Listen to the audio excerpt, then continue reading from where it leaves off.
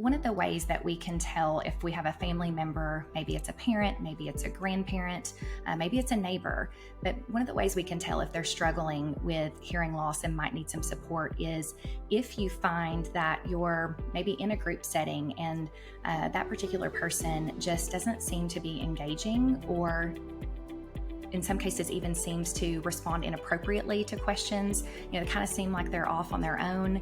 That may be that they're just not able to check in to the gathering or to the event. And especially if that gathering or restaurant or whatever environment has a lot of noise, because that is one of the most taxing places that a person with hearing loss can be. It becomes so much work for them to communicate that in many cases, this is why we talk about hearing loss leading to depression and isolation, is because they finally get to a point where they say, it's just not worth it. I just can't do it.